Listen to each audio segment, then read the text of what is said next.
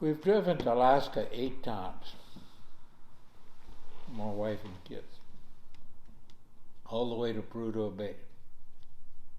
Now, Prudhoe Bay is right at 6,000 miles from here.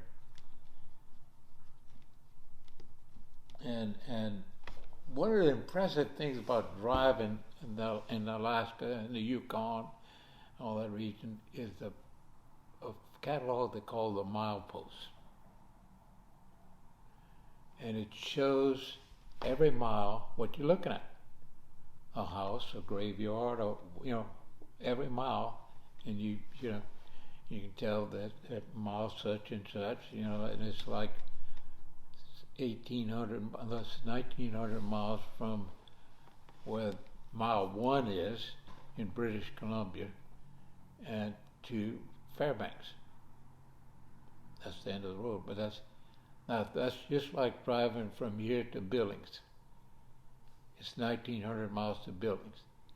When we first drove the Alcan Road, it was dirt road the whole way. 1,900 miles of dirt road.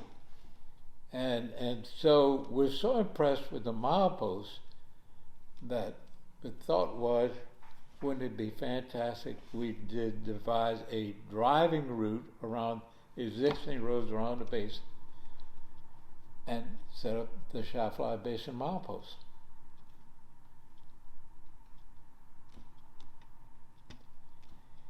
And so we took that idea to the legislature and got it passed.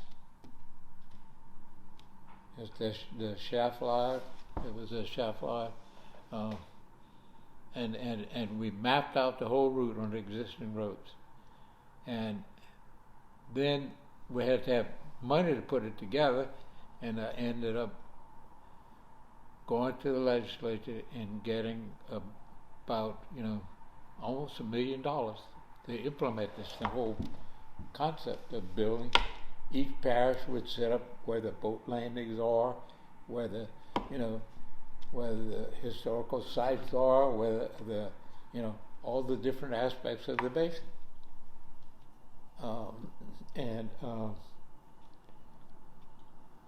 So they hired a consulting firm out of Pennsylvania with this, and they came and they made the driving route and said, that's a boring thing, looking at sugarcane fields and all. We're going to make it a National Heritage Area. So they spent 10 years trying to make it a National Heritage Area, which they finally did, But the whole concept of the milepost, and the trail is 317 miles. It goes all the way up to Concordia.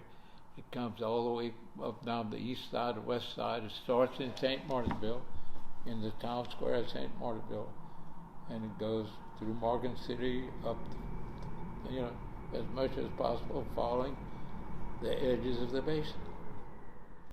And it was to identify points of interest, the churches, the historical sites, the boat landings, the campsites, the various aspects of the basin history. Yeah, and it was to identify gateway communities like St. Martinville or Morgan City that have a rich history of the basin already, that have museums, about the basin. And it would identify the boat building, the yards, and all those different aspects of the history. Well, part of the milepost would be to identify canoe trails, to identify rookeries, points of interest,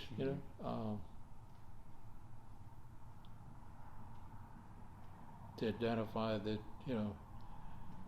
historical sites in the basin. The basin is our Yellowstone.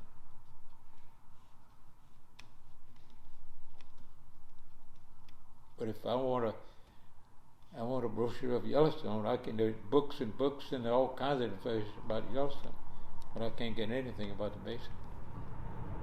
I mean, we don't have any current maps of the basin. It's constantly changing,